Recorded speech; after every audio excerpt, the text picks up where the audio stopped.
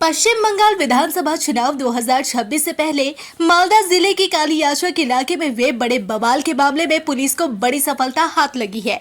इस मामले के कथित मास्टरमाइंड एडवोकेट मुफक्कारुल इस्लाम को आखिरकार गिरफ्तार कर लिया गया है। मिली जानकारी के अनुसार कालियाचक में बुधवार रात एक गंभीर घटना सामने आई थी, जहां स्पेशल इंटेंसिव रिवीजन यानी एसआईआर के काम में लगे 7 न्यायिक अधिकारियों को बीडीओ ऑफिस के अंदर घंटों तक घेराव कर बंधक बना लिया गया था।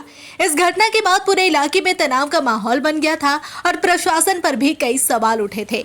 पुलिस के अनुसार इस पूरे घटनाक्रम के पीछे एडवोकेट मुफक्कारुल इस्लाम का हाथ बताया जा रहा है, जिसने लोगों को उकसाने में अहम भूमिका निभाई। वह कोलकाता हाईकोर्ट के वकील होने के साथ साथ एआईएमआईएम के पूर्व उम्मीदवार भी रह चुके हैं और 2021 के विधानसभा चुनाव में भी हिस्सा ले चुके हैं। घटना के बाद से ही पुलिस और सीआईडी उसकी तलाश में जुटी हुई थी। इसी बीच खुफिया जानकारी मिली कि वह देश छोड़कर भागने की कोशिश में है। इसके बाद उत्तर बंगाल के बागडोगरा एयरपोर्ट से उसे उस समय गिरफ्तार कर लिया गया जब वह फ्लाइट पकड़कर फरार होने की फिराक में था। गिरफ्तारी के दौरान मुफक्कारुल इस्लाम ने बागडोगरा एयरपोर्ट से एक लाइव वीडियो भी शेयर किया, जिसमें उन्होंने खुद को निर्दोष बताया। उन्होंने कहा कि उन्हें साजिश के तहत फंसाया जा रहा है और उनका इस घटना से कोई लेना देना नहीं है। आपको बता दें कि मुफक्कारुल इस्लाम सोशल मीडिया खासकर फेसबुक पर काफी सक्रिय रहते हैं। वह अक्सर सामाजिक और कानूनी मुद्दों पर अपनी राय रखते हैं और कई मामलों में खुलकर अपनी बात रखते नजर आते हैं, जिससे उनकी एक अलग ही पहचान बनी हुई है। नॉर्थ बंगाल के एडीजी के जयरामन ने बताया कि आरोपी को लोगों को भड़काने के आरोप में हिरासत में लिया गया है और इस पूरे मामले की गहराई से जांच की जाएगी।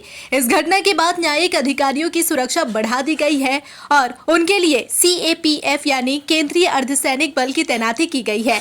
अब तक इस मामले में 35 लोगों को गिरफ्तार किया जा चुका है। मामले की गंभीरता को देखते हुए मुख्य चुनाव आयुक्त ने इस पूरे घटनाक्रम की जांच के लिए एनआईए से जांच कराने का आदेश दिया है।